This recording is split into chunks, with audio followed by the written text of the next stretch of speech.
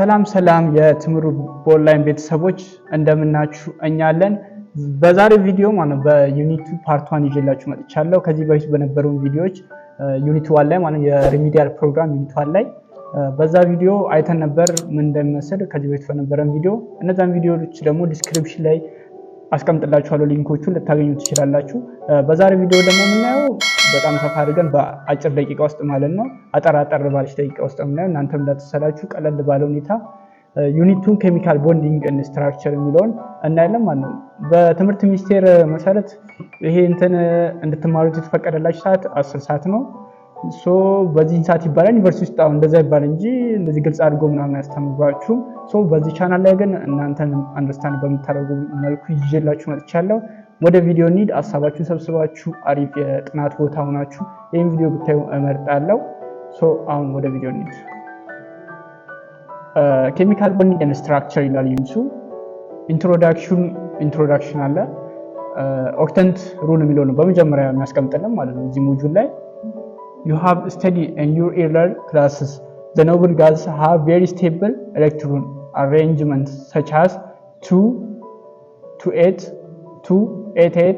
and other outer shells and are full saturated ይላል። ይህም ለማለት የፈለገው ከዚህ በፊት ተምራችሁት እንደምታውቁት ድጋሚ ነው። ኖብል ጋዝስ የሚባሉት መጨረሻ አውተር ሼላቸው ማለት ነው 2 እና 2 8 እና ደግሞ 288 የሆኑ መጨረሻቸው ላይ አውተር ሼላቸው በዚህ ኤሌክትሮን ባላንስ አሬንጅመንት የተሰሩ መሆናቸውን ነው የሚገልጸው። The first three are shown in figure 1 explain why noble gases are so reactant to form compounds with other elements. እነኚህ እንትኖች ማለት ነው ሪአክታንት ማድረግ አይችሉም ኖብል ጋዝስ የተባለው ምክንያቱም እነኚህ ጋዞች ወይም ኤሌመንቶች ራሳቸው የለም አውተር ሼላቸው ፉል ነው። ኦክተንት ሩልን አሟልቷል። ኦክተንት ሩል ማለት የአውተር ሼሉ 8 ኤሌክትሮን ሲሞላ ያ ምን እንለዋለን ኦክተንት ሩል እንለዋለን ማለት ነው።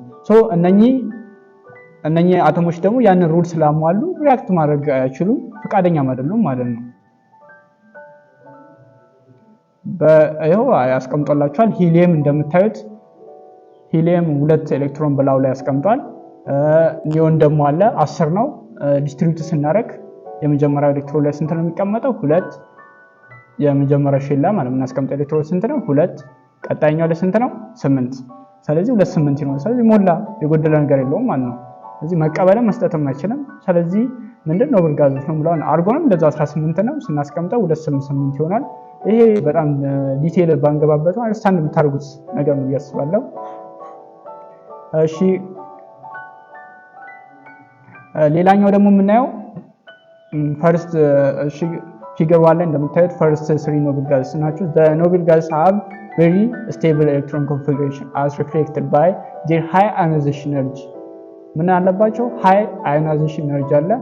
ሌላኛው low electron affinity አለው። ionization energy የምንለው ካስታውሳችሁት 10ኛ ክላስ ተምራችሁታል። ምንድነው ኤሌክትሮን ሎስ ለማድረግ የምንጠቀምበት ኢነርጂ ምን ይባላል ionization energy ይባላል ማለት ነው። ሌላኛው ደግሞ ሎ ኤሌክትሮን አፊኒቲ አላቸው። ኤሌክትሮን አፊኒቲ ማለት እንትሮቿን ነው ለክ አትራክት ሲያደርጉ ኤሌመንቱ አትራክት ሲያደርግ ጊዜ የሚያወጣው ኢነርጂ ምን ነው ኤሌክትሮን አፊኒቲ ይባላል ማለት ነው። እነኚህ እንትሮች አትራክት የሚያደርጉ ሎ ነው ማለት ነው። ኢነርጂ የላቸውም የኤሌክትሮን አፊኒቲ ኢነርጂ ማለት ነው። እና ጀነራል ላክ ኦፍ ሪአክቲቪቲ ምንድነው ሪአክቲቭ አያደርጉም ማለት ነው። ጀነራሊ ምንድነው የሪአክት ማድረግ እጥረት አለባቸው። ሪአክት ከነጭራሹ አያደርጉም ራሳቸው ስቴብል ሆነው የተቀመጡ ናቸው ማለት ነው። እሺ ሌላኛው because all noble gases except helium have 8 valence electrons ምክንያቱም ሁሉም ኤሌክትሮኖች ምን አለ መጨረሻ ላይ 8 ኤሌክትሮን አላቸው ማለት ነው። በስተመጨረሻ ሼል ላይ ምንድነው ካለ ሂሊየም ስንት ነው ያለበት ያለው ኤሌክትሮን 2 ነው። ቫላንሱም ስንት ነው 2 ነው። ስለዚህ ካለሱ ውጪ ሌሎቹ ምንድናቸው 8 አለባቸው ነው መጨረሻ ላይ ከላይ ባለው ግራፍ ላይ አሳይቻችኋለሁ ማለት ነው። ዲስትሪቢዩሽኑን ስናየው የኤሌክትሮን ዲስትሪቢዩሽናቸውን ስናይ ምንድነው NS2 NP6 ምንድነው ሁለቱን S2 እና P1 ስንደምር ስንት ይመጣ ይሰጠናል 8 S ላይ ያለውን 2 እና P ላይ ያለውን 6 አንድ ላይ ስንደምር 8 ይሄ ምንድነው ሪአክታንቱ ስታቢላይዝድ ሆኖ ቁጭ ብሏል ማለት ነው። እነኚህም በዚህ ዲስትሪቢዩት መሰረት ተደርገው ያሉትን ኮመንሊ ምን ብለን እንጠራቸዋለን? ኦክተንት ኦፍ ኤሌክትሮንስ እንላቸዋለን ማለት ነው። ኦክተንት የሆኑ ናቸው 8ዮሽ በሚለው ማለት ነው። 8 ሆኖ ቁጭ ያሉ ናቸው ማለት ነው የአውተር ሼላቸው። The octet rule a useful generalization that applies to all types of bonding which states when atoms bond. ይሄ ኦክተንት ሩል ምንድነው ይሆናል?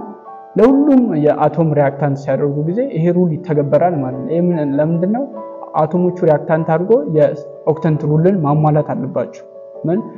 ለምሳሌ እንደ ሜንታል ያሉት እንትኖች ምን ይሆናሉ? አዮናይዜሽን ኤነርጂ በመጠቀም ሎስ ካደረጉ በኋላ ከነን ሜንታል ጋር በመሆን ይሄንን ኦክተንት ሩልን ያሟላሉ ማለት ነው። የጎደላቸውን አተም ያሟላሉ። እነዛም ኦክተንት ሩልን እንዲተገብሩ ያስደርጋሉ ማለት ነው።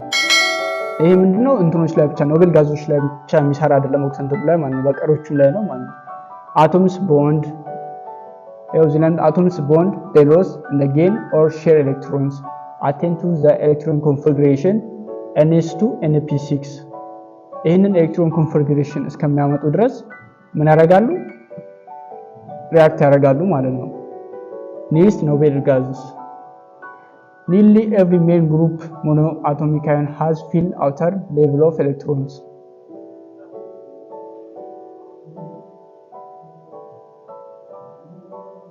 Or either 2 or 8 the same number as in nearest noble gases. ይሄ ምንድነው? ሪአክታንት ካደረጉ በኋላ ኤሌክትሮን ኮንፊግሬሽን ናቸው በዚህ ከሆነ በኋላ ወደ ኖቤል ጋዝስ አንተን ይላሉ ማለት ይጠጋሉ ወይም ሪአክታንት ማድረግ አይችሉም ማለት ነው። ጀስት ኖቤል ጋዝ ይሆናሉ እነዚህ አዮን እንጂ ሪአክታንት ማድረግ አይችሉም ይሄንን ሪአክሽን ካደረጉ በኋላ ማለት ነው። ኦክተንት ሩል states that during the formation of chemical compound each atom has octet or 8 electrons in its highest octet energy level gain losing or sharing electrons. ይሄ ምንድነው? አቶሞቹ የአውተር ሼላቸው ላይ ማለት ነው 8 ይሞላሉ። እሱ ምን በማድረግ ነው? ጌን ያደርጋሉ ወይ ይቀበላሉ እና ነን ሜንታሎች በመቀበል ነው። ሎስ ደግሞ ያደርጋሉ ሜንታሎች በብዛት ሎስ ያደርጉ። ሼር ደግሞ የሚያደርጉት ኢኩቫለንት ቦንድ የሚባሉት ሼር በመደራረግ ምን ያደርጋሉ? ኦክተንት ሩልን ያሟላሉ ማለት ነው። በሌላኛው ቦንዲንግ እናያለን። በዚህ ስር እንዴት ነው እና ቦንድ የሚፈጠረው የሚለው ነገር ይመጣል ማለት ነው። እና ኦክተንት ሩልን ሲሟላ ምን ይፈጥራል ብለናል ካለ ቦንድ። ያ ቦንድ ደግሞ ቦንድ ማለት ምንድነው ስንል ቦንድ is the joining of at least 2 atoms to form a molecule or compound. The electron in the valence shell are the active portion of an atom during bonding. ይሄ ምንድነው? ቦንዲንግ ማለት የሁለት አቶሞች የለም ቁርኝት ከተቆራኙ በኋላ በመጨረሻው ሼል ላይ በሚፈጥሩት ኦክተንት ሩልን በማድረግ በሚፈጥሩት ቁርኝት ምን ይባላል? ቦንዲንግ ይባላል ማለት ነው። A chemical bond is mutual electrical attraction between the nuclear and the valence electrons of different atoms that binds atoms together. የኬሚካል ቦንዱ ምንድነው? ሚቹዋል ኤሌክትሪክ አትራክሽን አለ በመሃላቸው ማለት ነው። እንደ ቫላንስ ኤሌክትሮን ዲፈረንስ አቶም የነበረው ምን ያደርጋል?